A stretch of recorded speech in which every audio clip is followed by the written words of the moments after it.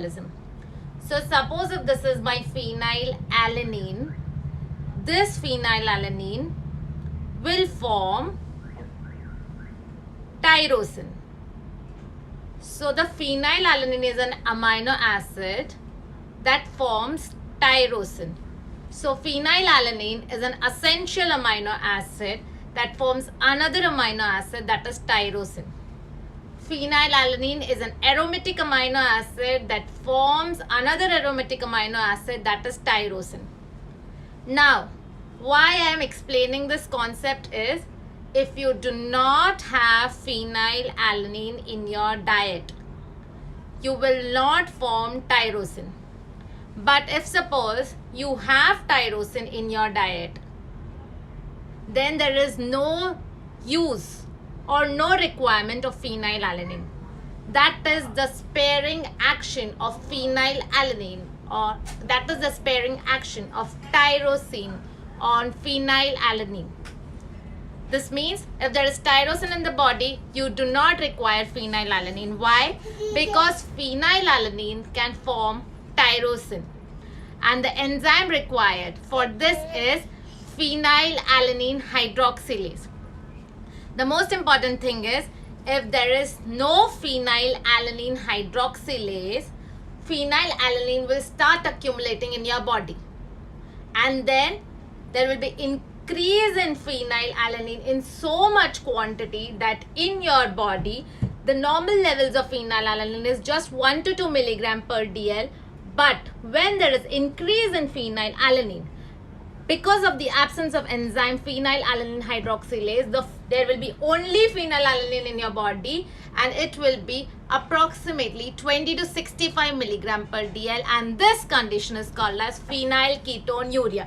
So if the enzyme which forms tyrosine, so from phenylalanine to tyrosine through the enzyme phenylalanine hydroxylase, and if this enzyme is absent, phenylalanine accumulates in the body, and this very disorder is called as phenylketonuria. Okay. So now phenylalanine formed tyrosine. Tyrosine will form 5 other things, which are, if you can see, a T, a E, a N, a D and M. So that is how you remember. T for thyroid hormones, that is triiodothyronine and thyroxine. E for epinephrine, N for norepinephrine, D for dopamine, and M for melanin. So the mnemonic is 10 DMs. You know, today people, you all give direct messages or DMs to everybody. So 10 DMs is the mnemonic for what is formed from tyrosine or phenylalanine. Thyroid hormones, thyronine, triiodothyronine and thyroxine, epinephrine, norepinephrine, dopamine and melanin. In short, you know what is biochemistry without me having a board and without discussing the metabolisms. But since I want you to understand and learn the concept, that is why these mnemonics, and this is why the demonstration. So how the thyroid hormones is formed? Tyrosine. Tyrosine will form with the help of activated iodine. It will form triiodothyronine and thyroxine. So with the help of iodine, it forms iodothyronine and thyroxine. Now these three, that is epinephrine, norepinephrine and dopamine, these come in one pathway, but the exact cycle is dopamine, norepinephrine and epinephrine. It goes this way. So you will see, first tyrosine will form dopamine, then it will form norepinephrine, and then it will form epinephrine. In biochemistry, I always think that it is not necessary for you to remember the entire cycle. It is not necessary for you to remember the entire structures, not necessary for you to remember all the enzymes, but it is necessary for you to remember the most important things.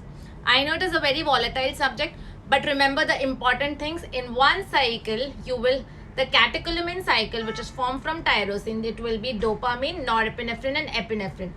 Now the name norepinephrine itself says that no, nor means no, no what? No methyl group.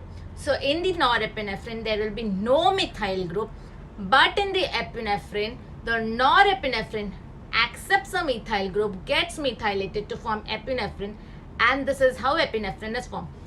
So the name is small, the epinephrine is small, the name of norepinephrine is big, but the norepinephrine itself says that it is not methylated, and epinephrine is methylated. And in biochemistry, always remember, the only methyl donor that we have is Mr. SAM. Mr. SAM is S-adenosyl methionine. So methionine is an amino acid which donates its methyl group. So S-adenosyl methionine will donate its methyl group to norepinephrine to form epinephrine. And this is how we form these three things: dopamine, norepinephrine, and epinephrine. Now rest is the melanin, this one. So melanin is formed from tyrosine through the enzyme tyrosinase. So only one enzyme in the entire pathway, and it will form melanin. So we have discussed how phenylalanine, it forms the tyrosine, and the tyrosine forms these five things: thyroid, epinephrine, norepinephrine, dopamine, and melanin. Now, we discussed that there was a phenylketonuria and a lot of phenylalanine was present. But why it is called as phenylketonuria? This phenylalanine is increased in the blood, but the name of the disease is called as phenylketonuria. This means there is a ketone, a keto acid which is coming in the urine, and that is phenylpyruvate that comes in the urine, but it is a keto acid, and that is why it is called as phenylketonuria. So the enzyme, if we do not have phenylalanine hydroxylase, it causes the increase in phenyl. Now this phenyl has to get metabolized somewhere. Okay, so this phenylalanine undergoes transamination reaction, and this will form phenylpyruvate. Phenylpyruvate will go into the urine of the patient, and this will lead to phenylketonuria. The important thing here is, if the phenylalanine is not forming tyrosine, then you do not get all this. You do not get thyroid hormone, you do not get epinephrine, you do not get norepinephrine, you do not get dopamine, you do not get melanin. We start with melanin. If we do not get melanin, there will be no pigment. No pigment in hair, eyes, skin. So how will the child look? The child will look like this: blonde hair, blue eyes, and fair skin. So this is how the child looks in phenylketonuria. And now there is no particular hormones: thyroxine, epinephrine, norepinephrine, dopamine, and also there is a competitive competition with tryptophan. So the central nervous system also gets affected, and that is why the child is mentally retarded. That is how in phenylketonuria the pathophysiology works. In phenylketonuria, when we have seen the production of phenylpyruvate in the urine, the phenylpyruvate also forms phenyl acetate. And this phenyl acetate is the one that gives, this I have brought for you, this gives mousy odor to the urine. Mousy odor. The MCQ is mousy odor. Mousy odor is because of the phenyl acetate. And this mouse, this is a mouse. So this is phenyl acetate gives the mousy odor, and in the phenylketonuria, this is your MCQ. Now coming to the main phenylalanine metabolism, I need to take that mobile out and change the lens so that you remember what it is, the cycle. So this cycle is, first the phenylalanine, it goes to tyrosine. So for me, the mnemonic has always been PTH family. This is how I remember. PTH family. So phenylalanine will form tyrosine, will form homogentisate, and then it will form fumaryl acetoacetate. The only thing you have to remember in this metabolism is the PTH family: P for phenylalanine, T for tyrosine, H for homogentisate, F for fumaryl acetate. That is it. Now remember, if phenylalanine hydroxylase is not there, you cannot form tyrosine, and that is how you get PKU. The other important MCQ here is, if there is no homogentisate oxidase, which forms homogentisate to mallyl acetoacetate, so it causes alkaptonuria. Alkaptonuria means there is accumulation of homogentisate or homogentisic acid.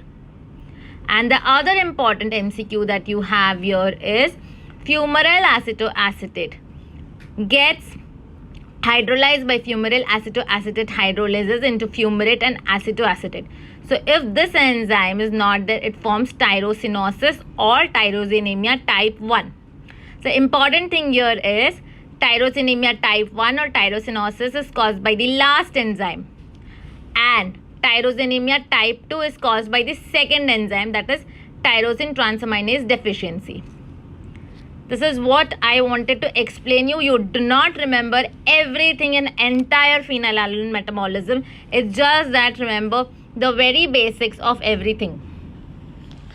So coming to phenylalanine metabolism, just extended by 1 minute. In 1 minute we will revise everything. Phenylalanine forms tyrosine. Tyrosine forms thyroid hormones, epinephrine, norepinephrine, dopamine and melanin. Dopamine, norepinephrine and melanin is a catecholamine cycle which is formed from tyrosine. Tyrosinase enzyme is involved in the formation of melanin, and thyroid hormones are formed when tyrosine is joined by iodine.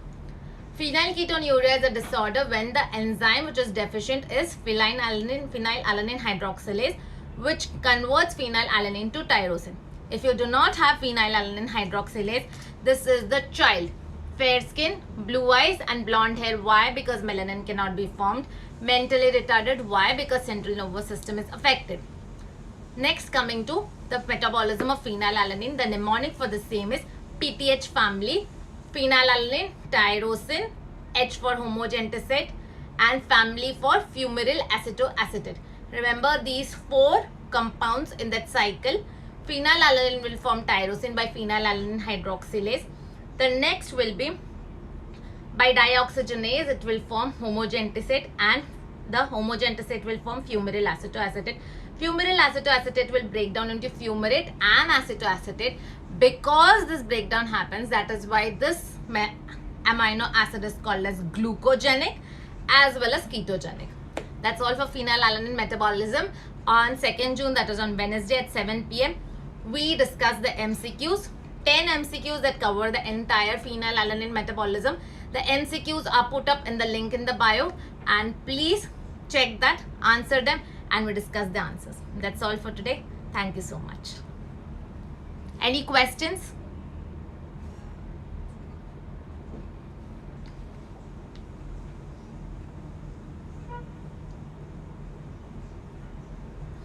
Okay, thank you. Then we meet on Wednesday at 2nd June at 7 p.m.